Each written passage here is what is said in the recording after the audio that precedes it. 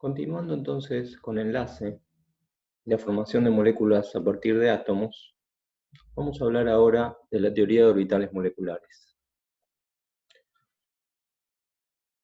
Esta teoría nos permite explicar cuestiones que tanto Lewis como teoría de enlace de valencia fallan en explicar, tales como son los espectros electrónicos de las moléculas, espectros en definitiva, en general, y propiedades paramagnéticas de las moléculas, es decir, cuáles moléculas se ven atraídas o no por un campo magnético.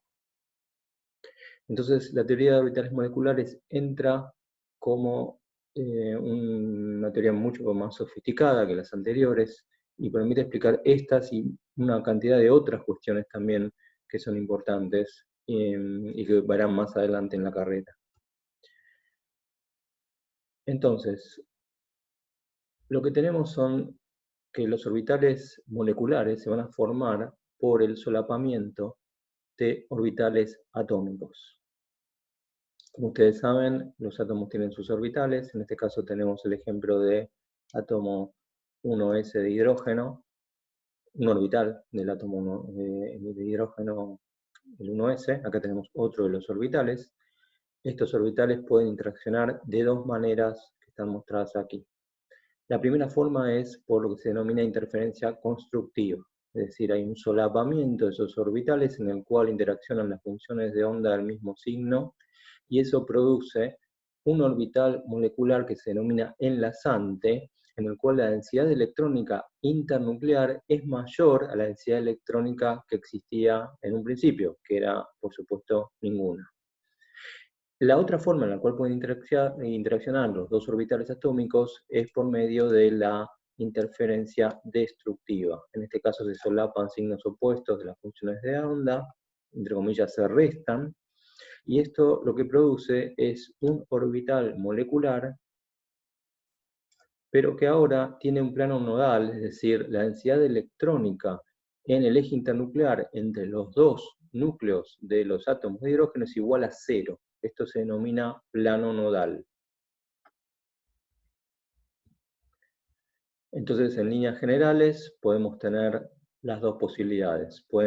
Los dos orbitales atómicos pueden combinarse con una sustracción para dar lugar al orbital antienlazante, el cual tiene un nodo en el eje internuclear, o los dos orbitales atómicos pueden adicionarse, dando lugar a un orbital enlazante en el cual hay un aumento en la densidad electrónica en el eje internuclear.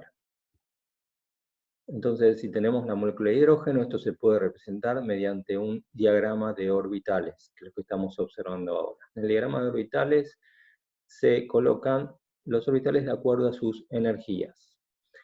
Lo que estamos viendo aquí es que nosotros partimos de un átomo de hidrógeno con un electrón en un orbital 1s, otro átomo de hidrógeno con otro electrón en orbital 1s, y por las interferencias constructivas de esos dos orbitales se forma el orbital molecular enlazante, por un lado, y por interferencia destructiva se forma el orbital molecular antienlazante. Lo que vemos aquí es que el número de orbitales moleculares que se forma es igual al número de orbitales atómicos del cual partimos. Es decir, en este caso partimos de dos orbitales atómicos, cada uno de los orbitales 1s de los hidrógenos, y esos dos orbitales atómicos interaccionan, se solapan, dando lugar a dos orbitales moleculares, el enlazante sigma 1s y el antienlazante sigma asterisco 1s.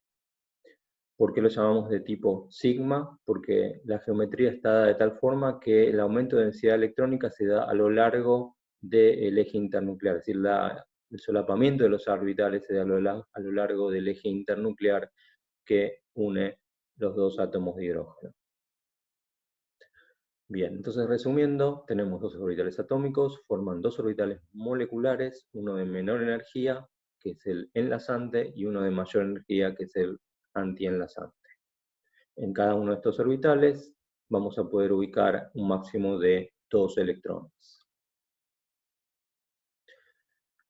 Entonces aquí podemos ver cómo se combinan las funciones de onda de los dos orbitales 1s, ¿sí? Acá tenemos los orbitales 1s, se combinan las dos funciones de onda.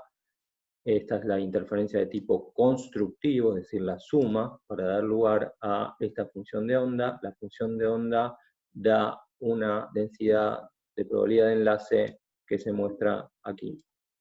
Cuando las funciones de onda se combinan de la manera que muestra aquí abajo, vemos que hay una interferencia destructiva y entonces tenemos como resultado esta combinación de la función de onda y eso da lugar a la densidad de probabilidad de unión de antienlace en realidad, porque tenemos un nodo que pasa por el medio de los dos átomos de hidrógeno.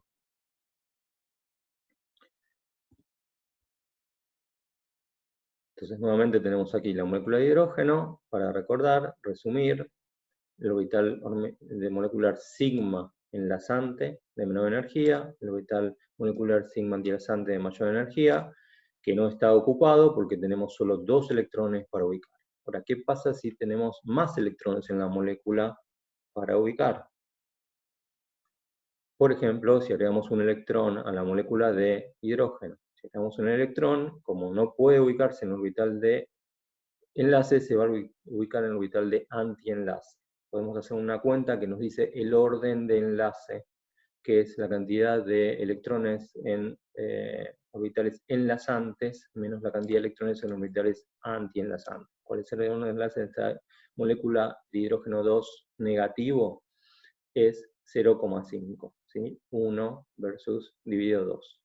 En el caso de la molécula de hidrógeno, que no teníamos ningún electrón aquí, entonces tenemos, la cuenta es 2 menos ninguno, 0 dividido 2, 1. O sea, el orden de enlace de la molécula de hidrógeno es igual a 1 y por lo tanto tenemos un enlace simple como era esperado.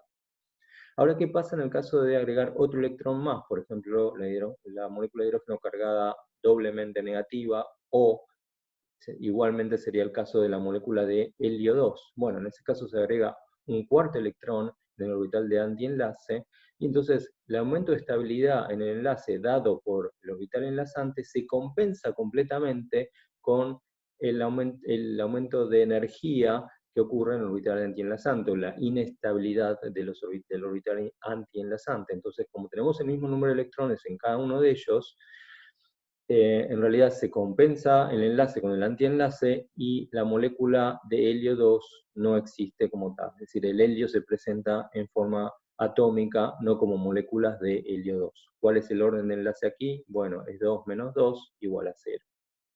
Orden de enlace 0, que es lo que uno espera en una molécula que no tiene existencia.